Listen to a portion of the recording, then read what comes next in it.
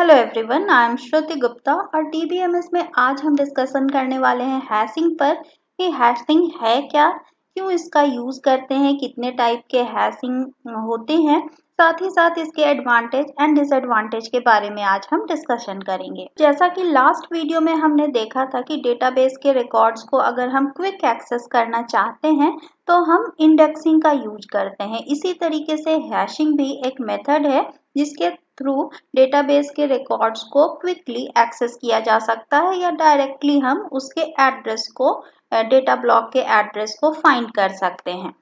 तो इसका एडवांटेज क्या है? इंडेक्स में हमने देखा था कि मेन फाइल के अलावा हमें एक इंडेक्स फाइल बनानी होती थी जो की वैल्यू और ब्लॉक पॉइंटर को स्टोर करता था और उस ब्लॉक पॉइंटर की सहायता से हम डेटा ब्लॉक तक पहुंचते थे।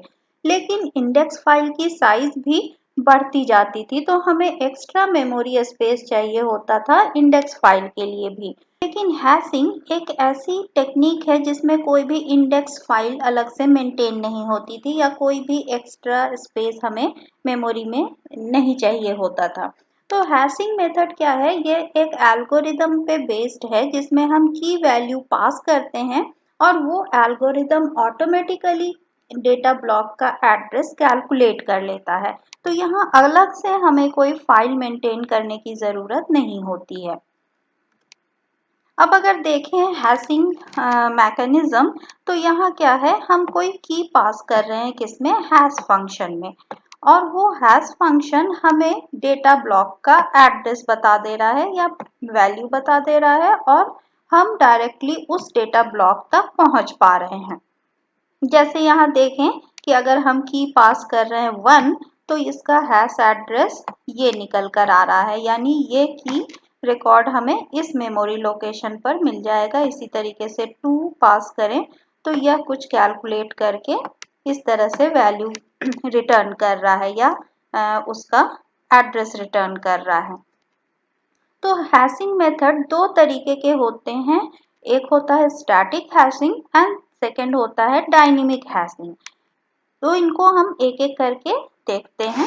तो फर्स्ट है हमारा स्टैटिक हैशिंग। स्टैटिक हैशिंग का फीचर यह है कि उसमें डेटा बकेट की साइज इंक्रीज या डिक्रीज नहीं होती है, वो साइज फिक्स होती है। डेटा बकेट एक्चुअली कुछ नहीं, वो डेटा ब्लॉक ही होता है जिसे टेक्निकल टर्म में कई बार हम डेटा बकेट भी कहते हैं। तो डेटा बकेट या डेटा ब्लॉक एक ही चीज होती है। यहाँ एक एग्जांपल देखें, जैसे अगर हम कुछ एल्गोरिदम लगा रहे हैं जिसमें की वैल्यू पास कर रहे हैं 10, स्टूडेंट आईडी हम पास कर रहे हैं और उस स्टूडेंट आईडी की वैल्यू है 10। अब अगर इसमें हम एक एल्गोरिदम लगाएं हैशिंग का और जिसमें हम कर दें mod 3 यानी 10 mod 3, तो अगर 10 mod 3 हम निकालें तो उसकी वैल्यू क्या आएगी, उसकी वैल्यू आएगी 1। यानी ये की या इस की का रिकॉर्ड कहाँ स्टोर होगा, बकेट नंबर 1 में। तो इस तरीके से जब भी हम कैलकुलेट करेंगे इसका बकेट एड्रेस 1 आएगा। लेकिन स्टैटिक हैशिंग का डिसएडवांटेज यही है कि डेटा बकेट या डेटा ब्लॉक की साइज फिक्स रहती है, हमेशा इसमें चेंजेस नहीं किए जा सकते हैं। और स्टैटिक हैशिंग से हम कई तरह के फंक्शंस परफॉर्म कर सकते हैं, जैसे इंसर्टिंग अ रिकॉर्ड। अगर किसी नए रिकॉर्ड को हमें इंसर्ट करना है तो हम आसानी से उस रिकॉर्ड के लिए कोई एड्रेस जनरेट कर सकते हैं और उस एड्रेस पर रिकॉर्ड को स्टोर कराया जा सकता है। साथ ही साथ अगर रिकॉर्ड को सर्च करना हो तब भी हमें उसका लोकेशन पता होना चाहिए, उसका एड्रेस पता होना चाहिए ताकि हम उस एड्रेस से रिकॉर्ड्स को फेच कर सकें। इसी तरीके से अगर डिलीट करना है या अपडेट करना है तब भी हमें एड्रेस पता होना चाहिए कि यह रिकॉर्ड हमें किस लोकेशन पर मिलेगा। तो इस तरीके से अगर हम हैशिंग फंक्शंस बनाते हैं, हैशिंग मेथड का यूज करते हैं, तो आसानी से हम किसी रिकॉर्ड को इंसर्ट, सर्च या डिलीट कर सकते हैं या अपडेट भी कर सकते हैं। लेकिन कई बार ऐसी कंडीशन आ सकती है कि अगर हम कोई नए रिकॉर्ड को इंसर्ट करना चाहें और कोई हम एड्रेस जनरेट कर लें किसी डेटा ब्लॉक या डेटा बकेट का, और वो डेटा बकेट फुल हो या वो डेटा ब्लॉक में कोई पहले से ऑलरेडी उस जगह पे कुछ रिकॉर्ड्स हो और वहाँ नए रिकॉर्ड को इंसर्ट करने की जगह नहीं हो। तो इस कंडीशन को क्या कहा जाता है? Bucket overflow. बकेट ओवरफ्लो का मतलब यही है कि उस बकेट में अब हमारे पास स्पेस नहीं है कि वहाँ हम नए रिकॉर्ड्स को इंसर्ट कर सकें। तो इस प्रॉब्लम को दूर करने के लिए दो मेथड्स यूज किए जा सकते हैं। पहला होता है ओपन हैशिंग एंड सेकंड होता है क्लोज हैशिंग। तो सबसे पहले देखते हैं ओपन हैशिंग। तो ओपन हैशिंग का हम यूज कब कर रहे थे? जब हमारा डेटा बकेट ओवरफ्लो हो रहा था, यानी जो एड्रेस जनरेट होकर आया हमारे पास, उस एड्रेस पर हमारे लिए नए रिकॉर्ड्स के लिए कोई जगह नहीं है। तो यहाँ जैसे एग्जांपल देखें, अगर कोई नया रिकॉर्ड हम A2 इंसर्ट करना चाहते हैं और हैश फंक्शन हमारे लिए एड्रेस जनरेट कर रहा है 222, लेकिन सपोज इस डेटा बकेट पर अब कोई स्पेस नहीं है ताकि हम A2 को स्टोर कर सकें। तो यहाँ क्या मेथड यूज किया जाता है ओपन हैशिंग में कि जो अगला बकेट फ्री है उसको अलॉट कर दिया जाता है इस रिकॉर्ड के लिए। तो यहाँ सपोज 222 दैट इज फुल। जो अगला डेटा बकेट है, सपोज अगला डेटा बकेट हमारा 501 जो फ्री है, इसमें अभी कोई रिकॉर्ड नहीं है, तो ये अगला डेटा बकेट अलॉट हो जाता है इसको, वो डेटा बकेट जो अभी फ्री है। तो नेक्स्ट हमारा फ्री 501 है, तो ये डेटा बकेट A2 को अलॉट हो जाएगा। तो इस मेथड को कहा जाता है लीनियर प्रोबिंग। तो क्लोज्ड हैशिंग में भी प्रॉब्लम हमारी वही थी कि डेटा बकेट ओवरफ्लो हो रहा था। तो यहाँ प्रॉब्लम को हम सॉल्व कैसे करते हैं? यहाँ जो एड्रेस जनरेट हो रहा है, जैसे सेम एग्जांपल लिया है हमने, एड्रेस जो जनरेट हो रहा है सपोज 222, लेकिन 222 फुल है। तो 222 एक पॉइंटर होल्ड करेगा जो नेक्स्ट डेटा बकेट जो भी फ्री है उसके एड्रेस को स्टोर करेगा। तो ये ऑटोमेटिकली एक लिंक लिस्ट जैसा स्ट्रक्चर बन जाता है, लेकिन यहाँ यही बर्डन है हमारे पास कि हमेशा हमें टेबल में एक एक्स्ट्रा लिंक फील्ड रखनी होती है जो अगले डेटा बकेट के एड्रेस को स्टोर करे।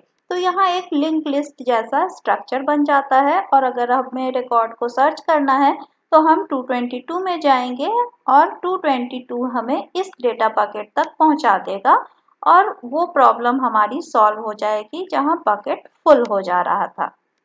हैशिंग का सेकंड टाइप है हमारा डायनेमिक हैशिंग।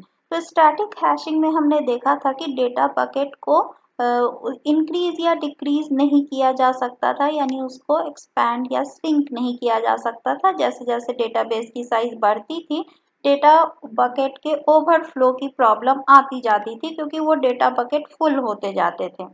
लेकिन डायनेमिक हैशिंग में हम डायनामिकली नए डेटा बकेट को ऐड या रिमूव कर सकते हैं। इसके लिए कुछ मैकेनिज्म ऐड किया जाता है, यानी डायनामिकली रन टाइम पर हम नए डेटा बकेट को इजीली वहां ऐड या रिमूव कर सकते हैं, और इस मेथड को इसीलिए एक्सटेंडेड हैशिंग भी कहा जाता है। फॉर एग्जाम्पल, यहाँ अगर हम ये इमेजिन करें कि कुछ कीज हैं और उनका ये हैश एड्रेस जनरेट हो रहा है।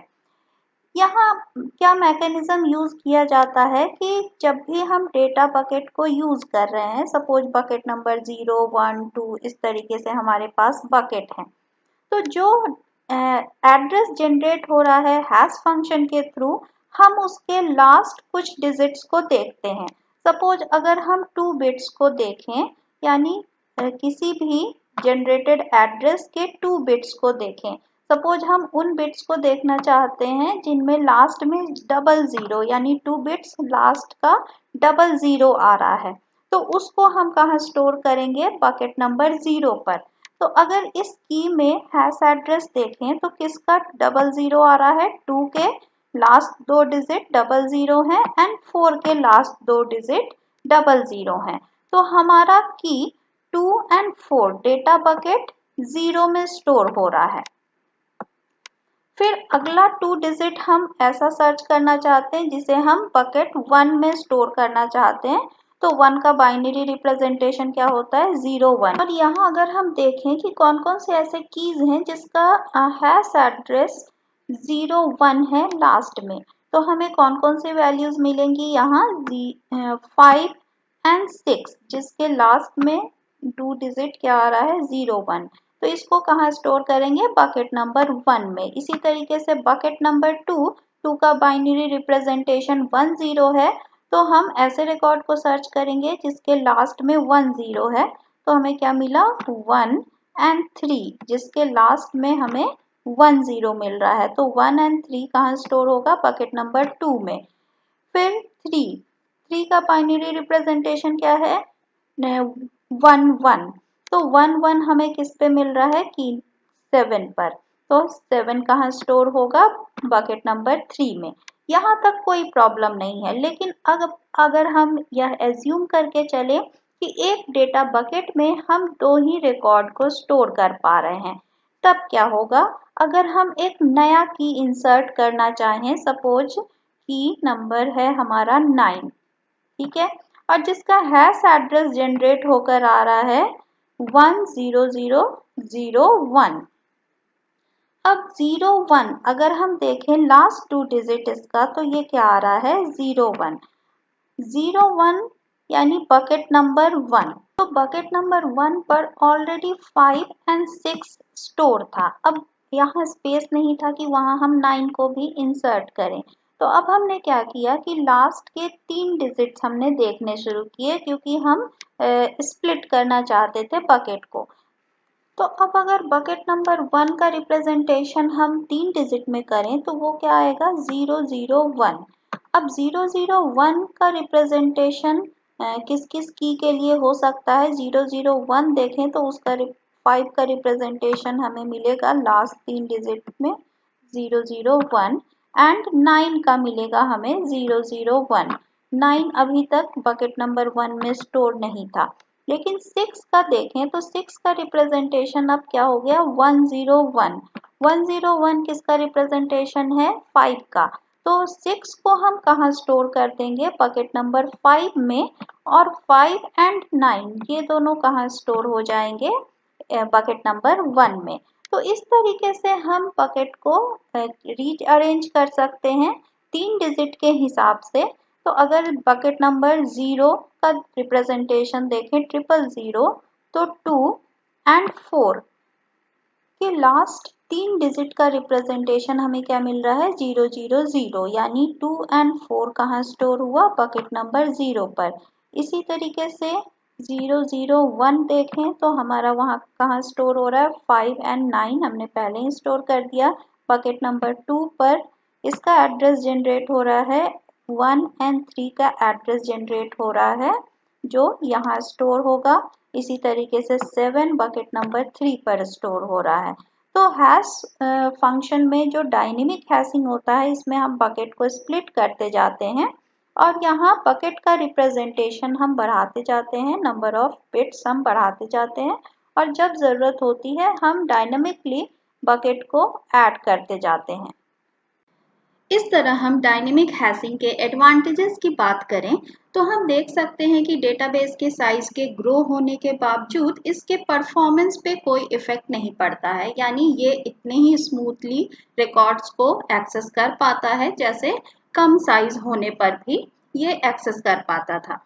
इसके अलावा इस मेथड के थ्रू मेमोरी का प्रॉपर यूटिलाइजेशन होता है। जैसे जैसे डेटाबेस की साइज ग्रो होती है या सिंक होती है, हम मेमोरी को प्रॉपर यूटिलाइज करते हैं और अनयूज्ड मेमोरी हमारे पास नहीं रहती है। जब भी हमें नए बकेट की ज़रूरत होती है हम मेमोरी को ऑक्यूपाई करते हैं, और अगर सिंक होता है डेटाबेस का साइज तो हम उस मेमोरी को फ्री भी कर देते हैं। साथ ही साथ यह मेथड डायनेमिक डेटाबेस के लिए बहुत अच्छा होता है जहां डेटाबेस की साइज रेगुलरली ग्रो होती है या सिंक होती है। तो यहाँ हम डायनेमिक हैशिंग का यूज करते हैं आसानी से। लेकिन इन एडवांटेजेस के साथ साथ इसके कुछ डिसएडवांटेजेस भी कहे जा सकते हैं, क्योंकि इसमें हर बकेट में एक एड्रेस टेबल होता है जो एड्रेस मेंटेन करता है कि उसके अंदर कौन कौन से रिकॉर्ड हैं या उस बकेट से कोई अगला बकेट कनेक्टेड है तो उसको ये मेंटेन करता है। लेकिन अगर डेटाबेस की साइज बार बार चेंज हो रही है, इंक्रीज या डिक्रीज हो रही है, तो हमें उस टेबल में भी चेंजेस करने पड़ते हैं। इसके अलावा बकेट ओवरफ्लो की सिचुएशन भी आ सकती है और जिसको हैंडल करने में थोड़ा ज़्यादा समय लग सकता है, क्योंकि हम डायनामिकली नए बकेट को अटैच करते हैं जनरेटेड बकेट के आगे और उसको लिंक लिस्ट के थ्रू ज्वाइन करते हैं। तो डायनेमिक हैशिंग में हमने देखा इसके क्या क्या एडवांटेज हैं, डिसएडवांटेज हैं, लेकिन कई बार इसमें ये भी प्रॉब्लम जनरेट होती है कि सेम एड्रेस जनरेट हो जाए दो की के लिए। तो इस कंडीशन को क्या कहा जाता है? इस कंडीशन को कहा जाता है कोलिजन। जब हम किसी दो की के लिए same value same address generate कर रहे हो तो वो कोलिजन कहा जाता है, और ये पॉसिबिलिटी हमेशा रहती है एल्गोरिदम में कि दो या दो से ज़्यादा की के लिए सेम वैल्यू या सेम एड्रेस जनरेट करे। तो कोलिजन को हैंडल करने के लिए दो तरीके यूज किए जा सकते हैं। पहला होता है चेनिंग एंड दूसरा होता है ओपन एड्रेसिंग। चेनिंग में जो हैश टेबल होता है, हैश टेबल में हम एक लिंक लिस्ट जैसा स्ट्रक्चर रखते हैं जो ये पॉइंट करता है कि वो की कहाँ स्टोर है, उसका एड्रेस क्या है। लेकिन ओपन एड्रेसिंग, इसमें हम सारे एलिमेंट को हैश टेबल में ही स्टोर करते हैं, किसी सेपरेट लिंक लिस्ट के थ्रू हम इसको स्टोर नहीं करते हैं। और जब हमें कोई एलिमेंट सर्च करना होता है तो हम टेबल में वन बाय वन चेक करते जाते हैं जब तक वो डिजायर्ड एलिमेंट नहीं मिल जाए।